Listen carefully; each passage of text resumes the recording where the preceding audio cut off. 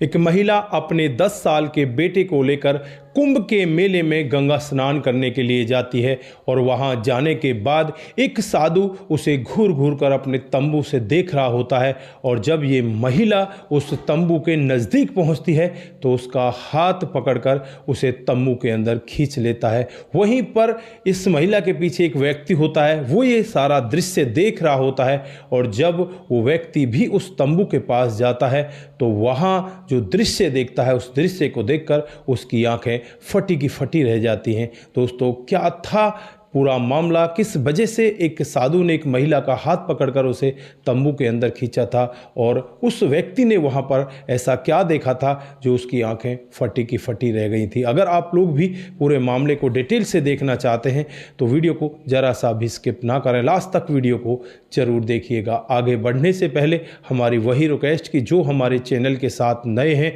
कृपया करके चैनल को फॉलो कर लें, बेल आइकन को जरूर प्रेस करें। नमस्कार, जय हिंद। आप देख रहे हैं APH न्यूज़ राहुल रावत के साथ। दोस्तों, आज की जो हकीकत की घटना आप लोगों को बताने जा रहा हूं, ये उत्तर प्रदेश के कौशाम्बी शहर की हकीकत की घटना है। यहाँ पर एक लड़का जिसका नाम अमन होता है, जो अपने माता पिता और छोटे भाई के साथ बड़े आराम से रहा करता।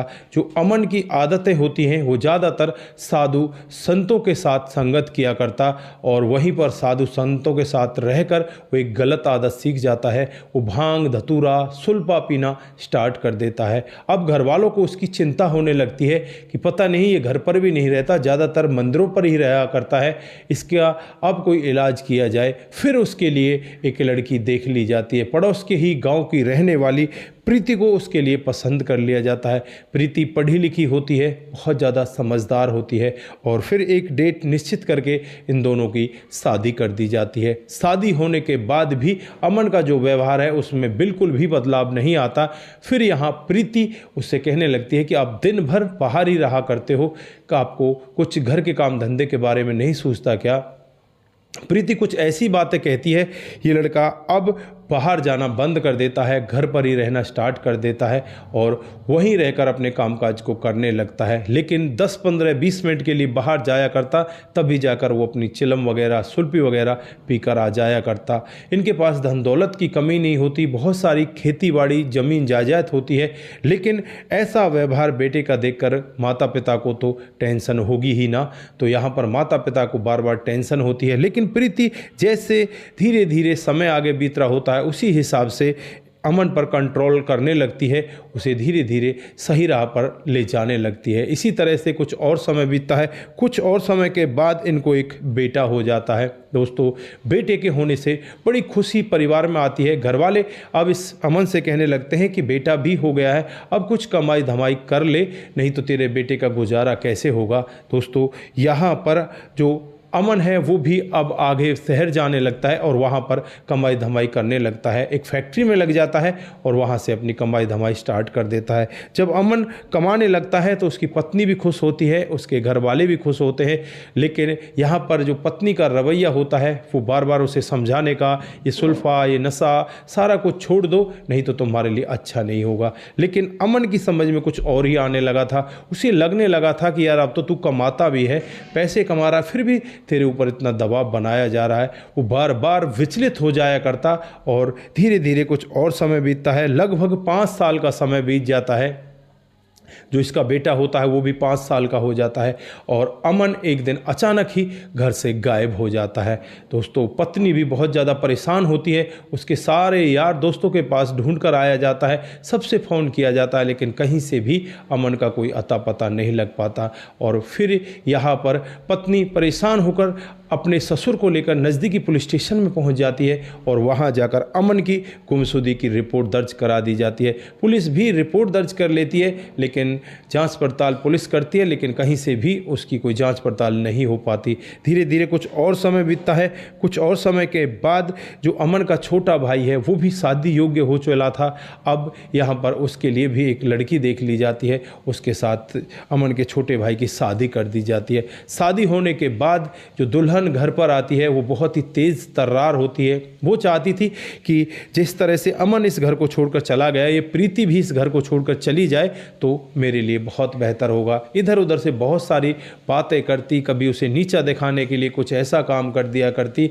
इसी तरह से अब प्रीति भी परेशान होने लगती है और प्रीति फिर एक दिन निर्णय लेती है कि मैं यहाँ से जाना चाहती हूँ, मैं यहाँ नहीं रहना चाहती। जो प्रीति के सास ससुर होते हैं वो प्रीति को बहुत ज़्यादा मानते और यही कहते कि प्रीति तुम इस घर को छोड़कर मत जाओ। लेकिन प्रीति कहती है कि माँ बाबूजी आपका ख्याल रखने के लिए है ना छोटी, वो आपका ख्याल रख लेगी, लेकिन मैं यहाँ पर आपके ऊपर बोझ बनी हुई हूँ, मैं अपने मायके जाना चाहती हूँ। और फिर प्रीति यहाँ पर एक दिन ऐसा निर्णय ले लेती है, वो अपने मायके चली जाती है। दोस्तों, मायके जाने के बाद घर वाले अब प्रीति से कहने लगते हैं कि बेटा तू कोई काम धंधा कर ले। फिर प्रीति को एक परचूने की दुकान खुलवा दी जाती है। घर में ही दुकान होती है, उस दुकान को ये चलाने लगती है, अपने बेटे को पढ़ाने लगती है। धीरे धीरे करके इसका कामकाज बहुत अच्छे से चलने लगता है और लगभग 5 साल का समय और बीत जाता है। आज इसका बेटा 10 साल का हो चला था और अब प्रीति यहाँ पर अपने कामकाज को बड़े अच्छे तरीके से चला रही होती है।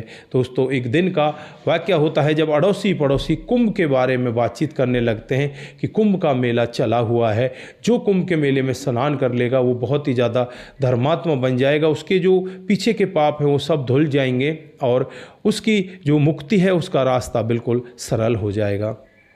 दोस्तों, इस तरह की बातों को सुनकर जो प्रीति होती है उसके मन में भी कुंभ स्नान करने की आ जाती है कि बहुत बड़े बड़े श्रद्धालु वहाँ पर आते हैं, बहुत बड़े बड़े साधु महाराज वहाँ पर आते हैं जिनके दर्शन भी दुर्लभ हैं। अब तो हमें वहाँ चलना ही होगा। प्रीति फिर कुछ गांव के लोगों के साथ बस में बैठकर वहाँ प्रयागराज में चली जाती है और वहाँ जाकर स्नान करने के बाद अपने बेटे को साथ लेकर ऐसे ही रास्ते से घूम रही होती है।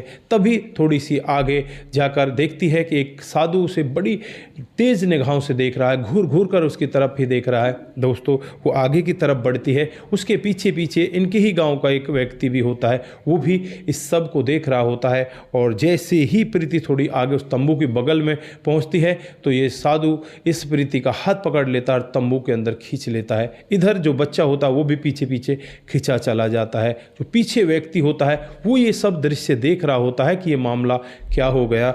और जब वो व्यक्ति अंदर जाकर देखता है तो उसकी आंखें खुली की खुली रह जाती हैं। जो साधु महाराज होते हैं वो इस प्रीति के पैरों में बैठकर रो रहे होते हैं और कह रहे थे कि प्रीति मुझे माफ़ कर दो। दोस्तों, जब ये व्यक्ति दूसरा अंदर जाता है तो वो भी यहाँ पर कहने लगता है कि यहाँ क्या हो रहा है। तो जो साधु महाराज हैं वो हाथ जोड़कर सामने खड़े हो जाते हैं कि मेरा नाम अमन है और कुछ दिन पहले ये मेरी पत्नी हुआ करती थी। दोस्तों, उस व्यक्ति को भी पता चल जाता है कि पति पत्नी का कुछ संबंध है, तो वो वहाँ से वापस बाहर चला जाता है और फिर से जो अमन होता है अब प्रीति के पैरों में बैठ जाता है और रोते हुए कहने लगता है कि प्रीति मुझे माफ़ कर दो, मैं अपनी जिम्मेवारियों से भाग चुका था और यहाँ आकर मुझे अब शांति मिल ही नहीं रही, क्योंकि हर बार मेरे दिमाग में एक ही बात आ रही थी कि मुझे अपनी जिम्मेवारियों को निभाना चाहिए था, मुझे इस तरह से नहीं भागना चाहिए था। यहाँ पर प्रीति कहती है कि अब पछताए क्या होत है जब चिड़िया चुग गई खेत, अब क्या करोगे, अब तो आप ऐसे चोले में आ चुके हो, यहाँ पर आप भगवान का भजन करो और यहीं से आपको मुक्ति मिल जाएगी। लेकिन जो अमन होता है वो कहने लगता है कि नहीं नहीं प्रीति, मुझे यहाँ से शांति ही नहीं मिल रही, मुझे यहाँ पर तो घुटन हो रही है। मैं काफ़ी बार यहाँ से आने का प्रयत्न भी कर रहा था, लेकिन जब मैंने घर जाकर देखा तो वहाँ मुझे पता चला कि जो प्रीति है वो तो अपने मायके में चली गई है। फिर मेरी हिम्मत नहीं हुई, लेकिन आज परमात्मा ने तुमसे मुझे मिला दिया है, क्या मैं तुम्हारे साथ दोबारा से नहीं रह सकता। दोस्तों, प्रीति कहती है कि इस सब के बारे में मैं फ़ैसला नहीं ले सकती, इस सब के बारे में मेरे माता पिता फ़ैसला लेंगे, क्योंकि मैं उनके साथ रह रही हूँ और उन्होंने मेरे कामकाज को बड़े अच्छे से सुचारू रूप से चलवा कर रखा हुआ है। दोस्तों, यहाँ पर प्रीति इस अमन का नंबर ले लेती है, अमन भी प्रीति का नंबर ले लेता है और फिर इनकी बात आपस में फ़ोन पर नहीं होती। प्रीति अपने घर पहुंच जाती है और वहां जाने के बाद जो अमन है वो बार बार अपने फ़ोन की तरफ देख रहा था, कभी रास्ते की तरफ देखता, उसे लग रहा था कि प्रीति तुझे फ़ोन करेगी। प्रीति अपने घर पर पहुंचती है, अपने माता पिता से बातचीत करती है, तो माता पिता को बताती है कि इस तरह से मुझे अमन साधु के भेष में जो तंबू है उसके अंदर मिला था, तो वो मुझसे दोबारा शादी करना चाहता है, मेरे साथ रहना चाहता है। मैं क्या करूं माता पिता जी, मुझे कुछ समझ में ही नहीं आ रहा। तो यहाँ पर माता पिता भी कहते हैं कि बेटा अगर तेरा घर बस रहा है तो इससे बेहतर कोई बात हो ही नहीं सकती, तू उसे अपना ले, उससे शादी कर ले। दोस्तों उस रात को तो ये प्रीति फ़ोन नहीं करती, पूरी रात भर अमन करवटें बदलता रहता है, उसे नींद ही नहीं आ रही थी। उसके सामने अपने बेटे का चेहरा आ रहा था, अपनी पत्नी का चेहरा आ रहा था। अब जैसे ही अगली सुबह होती है, सुबह होते ही वो नहा धोकर गंगा में स्नान करता है, गंगा माँ से प्रार्थना करने लगता है कि हे मैया, मेरी पत्नी को आपने मुझसे मिला दिया, अब हमारे घर को भी बसा दें। दोस्तों जैसे ही गंगा मैया से स्नान करके बाहर निकलता है, 2 ही मिनट के बाद उसके पास फ़ोन आ जाता है और फ़ोन सामने से प्रीति का होता है। दोस्तों प्रीति अमन से कहने लगती है कि अमन घर वापस आ जाओ, मैं तुम्हारे साथ घर चलना चाहती हूँ। दोस्तों ऐसा वाक्य सुनकर अमन एकदम से खुश हो जाता है, उछलने लगता है, और जो उसके गुरु महाराज और भी होते हैं वो कहने लगते हैं कि अमन क्या मिल गया तुझे, इस तरह से कैसे खुश हो रहा है। तो यहाँ पर वो कहने लगता है कि महाराज मैं वापस अपने घर जाना चाहता हूँ, मैं अपनी पत्नी अपने बच्चे को अपनाना चाहता हूँ। तो महाराज भी कहते हैं कि बेटा हमने तो तेरे से पहले ही कहा था कि गृहस्थ जीवन में रहकर अगर तू भजन करेगा तो तेरा भजन ज़्यादा लगेगा, यहाँ तुझे ज़्यादा मेहनत करनी पड़ेगी, वहाँ कम मेहनत में ही तेरा उद्धार हो जाएगा, तो बेटा वापस अपने घर चला जा। दोस्तों अपने गुरु महाराज को प्रणाम करके अब अमन यहाँ से सीधा वापस अपने घर की तरफ चल देता है, और घर जाने के बाद जब अपने घर वालों से मिलता है तो घर वाले भी एक बार चकित हो जाते हैं, चिंतित हो जाते हैं कि पता नहीं अब तक कहाँ था, अब यहाँ पर कैसे आ गया। फिर घर वाले उससे पूछते हैं कि बेटा तू कहाँ था और यहाँ पर कैसे आया। तो पूरी कहानी वो डिटेल से बताता है कि इस तरह से मैंने साधु का भेष ले लिया था, लेकिन वहाँ पर मुझे शांति नहीं मिली। आज मैं बिल्कुल ठीक ठाक हूँ, ना ही कोई सुल्फा पीता, ना गांजा पीता, बिल्कुल कुछ भी नशा नहीं करता, बस मैं अपनी पत्नी और बच्चों के साथ रहना चाहता हूँ। मैं अपनी पत्नी को लेने के लिए अपनी ससुराल जा रहा हूँ। दोस्तों जब यहाँ पर माता पिता ऐसी बातें सुनते हैं वो भी बड़े खुश होते हैं और खुशी खुशी अपने बेटे से कहते हैं कि जा बेटा तू अपनी पत्नी और अपने बच्चे को लेकर आ जा। दोस्तों उसके बाद ये अपनी ससुराल में पहुँच जाता है, वहाँ पर सास ससुर भी इसका भव्य स्वागत करते हैं, प्रीति भी स्वागत करती है। बेटा दौड़कर अपने पिता के गले लग जाता है और उसके बाद प्रीति और अपने बेटे को लेकर अमन सीधे अपने घर पर आ जाता है। दोस्तों अब यहाँ पर अमन का जीवन बहुत ही बेहतर तरीके से कट रहा है, इनके जीवन में अब किसी भी तरह की कोई कमी नहीं है। बार बार अमन बस गंगा मैया का ही यहाँ पर उपकार मानता है। वो कहता है कि माँ गंगा तेरा ही आशीर्वाद था जिस वजह से आज मेरी पत्नी मेरा बच्चा मुझे मिल गया और मैं वापस अपने घर पर पहुँच गया। तो दोस्तों ये रही आज की एक छोटी सी कहानी। आप लोगों को कैसी लगी? अगर आपको जरा सी भी प्रभावित करती है, जरा सी भी अच्छी लगती है तो दोस्तों के साथ ज़रूर साझा करके जाएं। दोस्तों आज के लिए बस इतना ही, फिर मिलते हैं किसी नए मोड के साथ। तब तक के लिए आप अपना ख्याल रखें, अपने परिवार का ख्याल रखें, सतर्क रहें, सावधान रहें, रिश्तों की अहमियत को ज़रूर समझें। दोस्तों जिन साथियों ने हमारे पिछले वीडियोज़ पर कमेंट किए थे उनका नाम हम यहाँ पर बारी बारी से लेने वाले हैं। दोस्तों जो सबसे पहला कमेंट आता है वो राज रघुवंशी का आता है। वो लिखते हैं कि आपकी कहानी बहुत ही बेहतर होती है राज जी, बहुत बहुत धन्यवाद। उसके बाद मुनमुन श्रीवास्तव जी कमेंट करते हैं, बहुत बहुत धन्यवाद। उसके बाद जो कमेंट आता है वो कमेंट आता है धर्मेंद्र कुमार शर्मा जी का। नमस्कार सर जी, आप बहुत ही अच्छी कहानी सुनाते हैं, हमें बहुत ही अच्छा लगता है, बहुत बहुत धन्यवाद। दोस्तों उसके बाद में रतनलाल शर्मा जी कमेंट करते हैं, भाई साहब नमस्कार, माता पिता से बढ़कर कोई भी धन नहीं होता, उनके चरणों में सदा नमन करना चाहिए, बहुत बहुत धन्यवाद। उसके बाद में जयराज जी हमें कमेंट करते हैं, बहुत बहुत बधाई हो। रामलाल लाधा जी कमेंट करते हैं, श्रीमान जी आपने बहुत ही अच्छी कहानी कही, ये कहानी सृष्टि के चक्र को तो परिभाषित करती ही है, साथ साथ में एक भाग्य के खेल के महत्व को और एक औलाद की माता पिता की उपेक्षा को भी दर्शाती। बहुत बहुत धन्यवाद, आपका भी कमेंट करने के लिए बहुत बहुत धन्यवाद।